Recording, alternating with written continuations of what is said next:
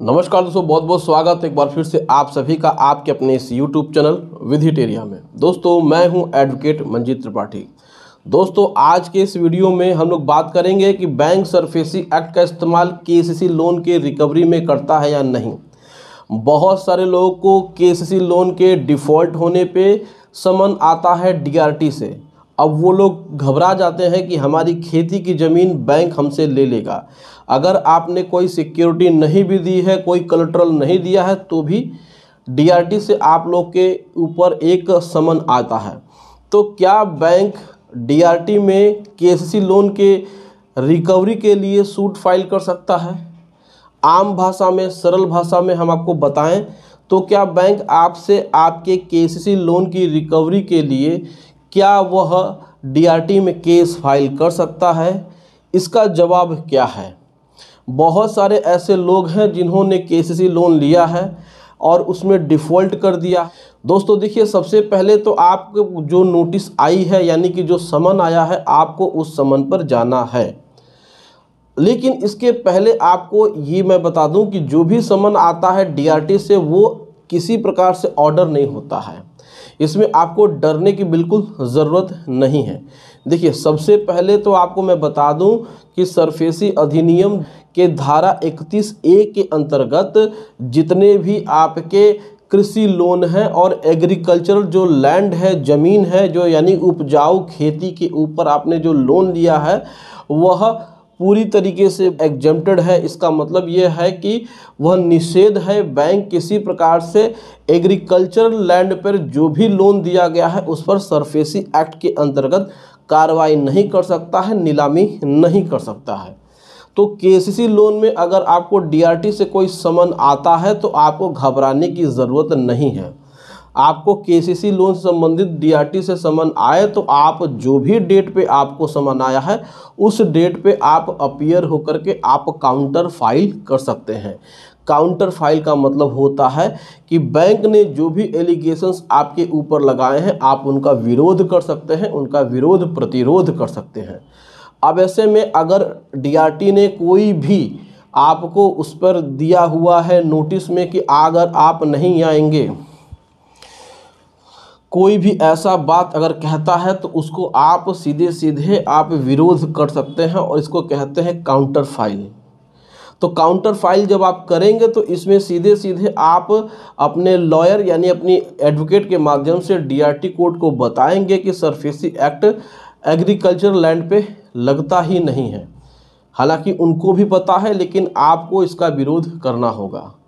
देखिए, अगर हो सकता है तो बैंक जो भी लोकल लॉ है यानी कि जो भी आपके स्टेट का जो भी लोकल कानून है उसके अंतर्गत इस प्रकार की कार्रवाई कर सकता है। जैसे राजस्थान में रोडा एक्ट है, यूपी में उत्तर प्रदेश भूमि अधिनियम है, तो इन्हीं अधिनियमों के अंतर्गत बैंक कार्रवाई करता है, लेकिन डीआरटी से ऐसा कार्रवाई नहीं हो सकता है।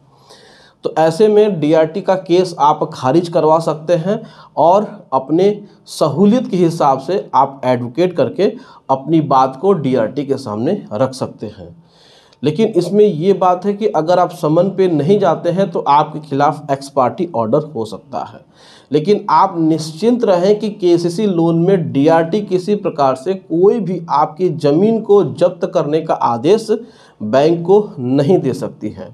अगर आपने किसी प्रकार से कोलेटरल नहीं दिया है, सिक्योरिटी नहीं दिया है, तो ऐसे कंडीशन में बैंक आपको आपके तहसील से यानी कि जो तहसील आपके क्षेत्र में पड़ता है उस क्षेत्र वाले तहसील में यानी कि जिस तहसील में आपका क्षेत्र पड़ता है उसी के अधिकारिकता वाले तहसीलदार की ऑफिस से जो आपकी मूवेबल प्रॉपर्टी है यानी कि जो घूमने वाली संपत्तियां हैं, जैसे कि मान लीजिए कि जो आपका ट्रैक्टर हो गया, आपकी गाड़ी में कार आ जाएगा, बाइक आ जाएगा, जो भी आपके घर में AC, fridge, TV, mobile phone जो भी महंगे हैं जिनका कि ज़मीन से कोई भी संबंध नहीं है, वह आपकी प्रॉपर्टी को जब्त करने का आदेश तहसीलदार की ऑफिस से ले सकते हैं।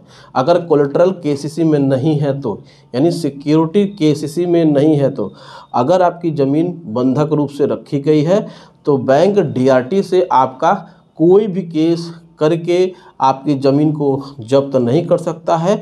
इसमें वह लोकल लॉ यानी जो कानून जो आपके स्टेट में चल रहे हैं उन्हीं कानूनों के अंतर्गत वह जा कर के सीधे सीधे आपके एसडीएम कोर्ट से ऑर्डर लेंगे कुर्की का जब्ती का। लेकिन हालांकि ऐसा होता नहीं है। प्रैक्टिकली रूप में देखा जाए तो किसानों की ज़मीन को इतना आसान नहीं है बैंकों को जब्त करना। आप इसके लिए अगर फाइट कर सकते हैं और अगर इसमें आप सेटलमेंट करना चाहते हैं तो आपको आसानी से सेटलमेंट का एक ऑफ़र बैंक की तरफ से मिल सकता है। इसमें घबराने वाली कोई बात नहीं होती है। किसी भी व्यक्ति की ज़मीन इतनी जल्दी बैंक सीज नहीं कर पाता है, क्योंकि उनका अपना एक अलग ही प्रारूप होता है। किसानों की ज़मीन अगर इसी प्रकार से बैंक हड़प करके जब्त करके बेचने लगे तो हमारे देश में ज़मीन बहुत कम हो जाएंगी। तो आपको इसमें डरने की बिल्कुल ज़रूरत नहीं है। जो भी कार्रवाई होगी वह कानून के दायरे में होगी। आप उसका प्रतिरोध करेंगे, आप उसका विरोध करेंगे और सीधे सीधे आपको सेटलमेंट का ऑफ़र मिलेगा। आप सेटलमेंट करा करके अपनी ज़मीन को छुड़वा सकते हैं। इसमें कोई डरने वाली चिंता की बात बिल्कुल भी नहीं है।